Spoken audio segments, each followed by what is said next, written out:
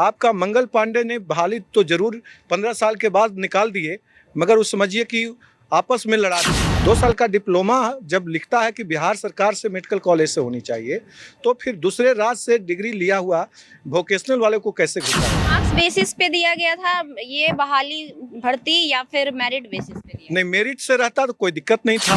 बेरोजगार में हम लोग समझते हैं तानाशाही अभी सरकार चल रही है, लोकतंत्र रह ही नहीं गया। कितने लोग ऐसे हैं आपके साथ जिनके साथ इस प्रकार की दिक्कतें उत्पन्न हुई, जो पहले से मतलब पढ़े हुए थे या फिर इसका कंपटीशन भी पहले कई बार दे चुके थे? मगर सीनियरिटी के आधार पर उनको ज्वाइनिंग लेना चाहिए था, मगर सीनियरिटी का कोई ये हुआ नहीं। सबको जिसका दाढ़ी मूंछ नहीं आया उसको हो गया। कि इस प्रकार की धांधली कब बंद होगी, आपकी बंद होगी भी या नहीं, यही आप जवाब दे दीजिए। और अगर वाकई आपसे नहीं संभल रहा बिहार, क्या मांग रखेंगे बिहार सरकार से आप? बिहार सरकार से मुझे बहुत विकास पुरुष के नाम से माननीय नीतीश जी जाने जाते हैं।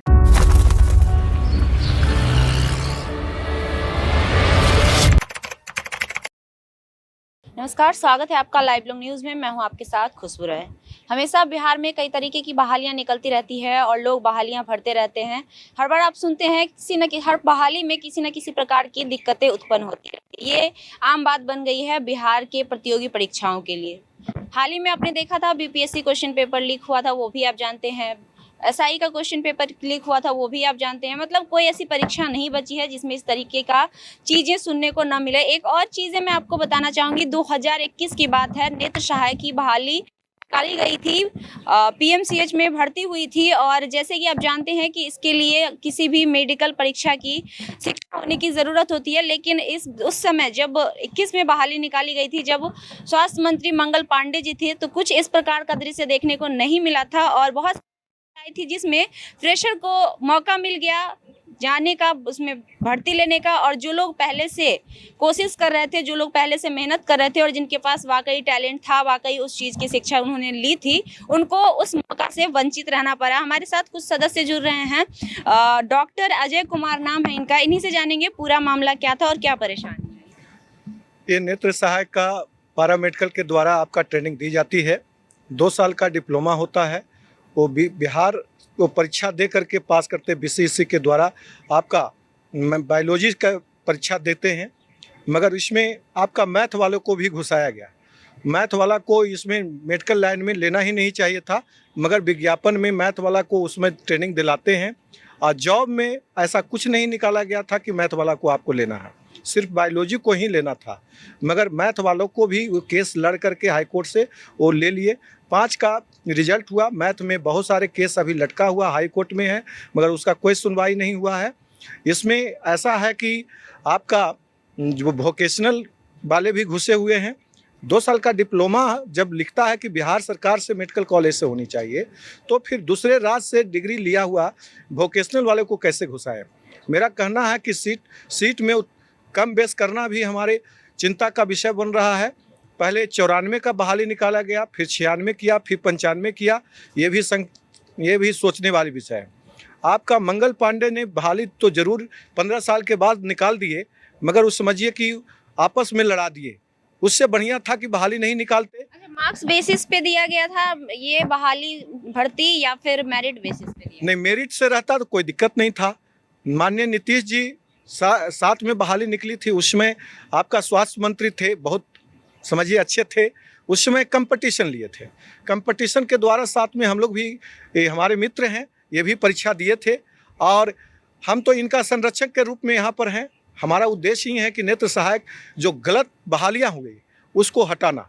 225 का बहालियाँ जो हुई, ज्वाइनिंग अभी कर रहे हैं, आनन फानन में जल्दी ज्वाइनिंग कर रहे हैं। कितने लोग ऐसे हैं आपके साथ जिनके साथ इस प्रकार की दिक्कतें उत्पन्न हुई, जो पहले से मतलब पढ़े हुए थे या फिर इसका कंपटीशन भी पहले कई बार दे चुके थे? कितने लोग ऐसे होंगे जो लगभग 1,500 से ऊपर विद्यार्थी जो हैं हर मेडिकल कॉलेज में, पीएमसीएच, डीएमसीएच, एनएमसीएच में लगभग कहा जाए कि हर साल निकल रहे हैं। एक समझिए कि टोटल मिला करके 700-800 लड़के निकल रहे हैं पास आउट होकर के।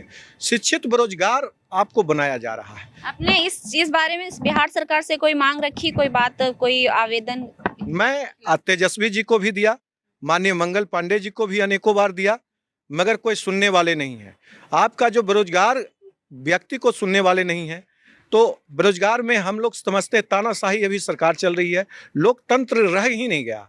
मेरा कहने का मतलब मंगल पांडे जैसे आपका आपने चला 21 रहे की थे। बात की, तो 21 में शायद सत्ता कुछ और था जो अभी नहीं है। आपने तेजस्वी यादव की बात की कि मैंने उनको दिया, लेकिन इस 21 में नहीं था उनका, हाल ही में आया है, हाँ, वो तो हाल सब ही में जानते आया, हैं। मगर उस- हाल ही में मंगल पांडे जी के आवास पर मैंने दिया था, मंगल पांडे जी को भी बोला, वो भी नहीं सुने, और तेजस्वी जी के आवास पर भी मैंने जाके मिला। आपका ज्वाइनिंग होने के पहले मैंने 2 बार मिला, प्रधान सचिव को मिला, माननीय मुख्यमंत्री समाधान यात्रा में नालंदा जिला गए थे, बिहार शरीफ में भी मैंने दिया, प्रधान सचिव से भी मिला, कोई प्रतिक्रिया नहीं है, आपका आश्वासन भी नहीं मिला, ठीक है देंगे देंगे देंगे रखेंगे, और कागज कचरा में बिक दिया गया। अच्छा, बाहरी लोगों को कैसे भर्ती दी गई, किस बेहाव पे? हम मार्क्स बेसिस पे उन लोग को किया गया। मार्क्स बेसिस हम समझते हैं कि मार्क्स बेसिस उन लोग को 85% 90% तक के उन लोग को वोकेशनल में उठ जाता है। रह गई आपका, जब इन लोग कब पास किए थे इन लोग मैट्रिक आईएससी आईएससी हम 97 में पास किए थे। 97 में किए। अभी सोच लिया जाए कि 25 साल 30 साल से इन लोग आईएएस किए हुए हैं, एज इनका अभी कहा जाए कि 14 साल का ग्रेस मिला था, तब ये जा करके फार्म भरे थे, और उसमें एज का ग्रेस दिया, मगर सीनियरिटी के आधार पर उनको ज्वाइनिंग लेना चाहिए था, मगर सीनियरिटी का कोई ये हुआ नहीं। सबको जिसका दाढ़ी मूंछ नहीं आया उसको हो गया। जीएसएमपीएल लेकर आया है आपके लिए रोजगार का सुनहरा मौका, जिसके लिए एमएसएमई के तहत सरकार दे रही है आपको सब्सिडी और लोन भी। जीएसएमपीएल के माध्यम से फ्लाई एश ब्रिक्स बनाने की छोटी या बड़ी मशीन लाएं और लगाएं खुद का उद्योग, पुरुष और महिला दोनों के लिए। जी हाँ, तो अब देर किस बात की, उठाइए अपना फोन और शुरू करिए आपका अपना रोजगार, वो भी आपके अपने शहर में। अधिक जानकारी के लिए और मुफ्त ट्रेनिंग के लिए दिए गए नंबर पर संपर्क करें। नहीं तो मेरिट बेसिस पे हुआ था या नहीं, ये क्लियर करिए। साथ में हुआ मेरिट बेसिस से, इस बार मार्क्स बेसिस पे है। तो युवा लोग का जो सीबीएसई से पढ़ते हैं, युवा को ज़्यादा सीबीएसई वाला को मार्क्स ज़्यादा उठ जाता है। ये सामान्य सा लॉजिक है, सिंपल सा तरीका है कि मार्क्स बेसिस पे अगर किसी भी चीज़ की बहाली होती है तो जिसका मार्क्स ज़्यादा होगा उन वही भर्ती हो पाएंगे। और आप भी जानते हैं कि अभी जो परीक्षाएं हो रही है, चाहे वो 10वीं की हो, चाहे वो इंटर की हो, चाहे वो प्रतियोगी परीक्षा ही क्यों ना हो, किस प्रकार हो रही है और परीक्षाओं में किस प्रकार से अव्यवस्था बढ़ती जाती है, वो भी आप जानते हैं। अभी हाल ही में देख लीजिए 12th का एग्जाम चल रहा है बिहार बोर्ड का, और किस प्रकार से एग्जाम होने से पहले क्वेश्चन पेपर लोगों के व्हाट्सएप पे ऐसे घूमता रहता है जैसे कि लोग व्हाट्सएप पे जोक्स घुमाते हैं। तो आप समझ लीजिए कि ऐसे सिचुएशन में बच्चे कितने मार्क्स ला सकते हैं, और हर बच्चे ला सकते हैं। और रह गई बात, अगर मैं पीछे कुछ सालों पीछे चली जाऊं, 5 से 10 सालों पीछे, तो उस समय शायद इससे बेहतर स्थिति थी परीक्षाओं की, और चोरी नाम की चीज शायद ही नहीं थी, जो कि खुलेआम अभी हो रही है। बच्चे इतने खुशी से बाहर निकल रहे हैं और बच्चे खुद कह रहे हैं कि चोरी हो रही है। तो समझिए शिक्षा व्यवस्था का स्तर कितना गिरा हुआ है,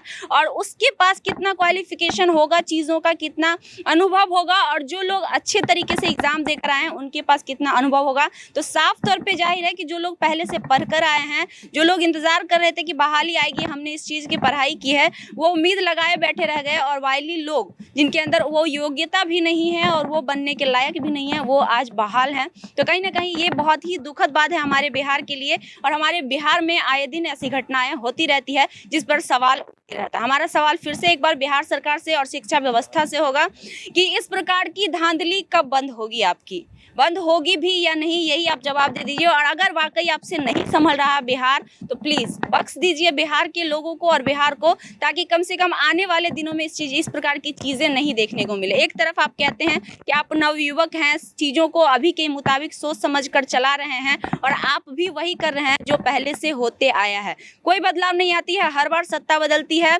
नेता बदलते हैं, मंत्री बदलते हैं, पोजीशन बदलता है, लेकिन व्यवस्था वहीं की वहीं रहती है। हर बार एग्जाम में चोरी होती है, हर बार क्वेश्चन पेपर रद्द होता है, हर बार बच्चे सड़क पर मौजूद रहते हैं, और तो और सबसे ज़्यादा इस तरह के लोग जो बहुत ज़्यादा वेल क्वालिफाइड होते हैं, सबसे ज़्यादा वो बेरोजगारी का शिकार होते हैं। क्या मांग रखेंगे बिहार सरकार से आप? बिहार सरकार से मुझे बहुत विकास पुरुष के नाम से माननीय नीतीश जी जाने जाते हैं, मगर इस बार शिक्षा का जो मैंने उनको कहा, नालंदा की धरती से वो आते हैं, मैं भी नालंदा की धरती से ही हूँ, राजगीर से हूँ।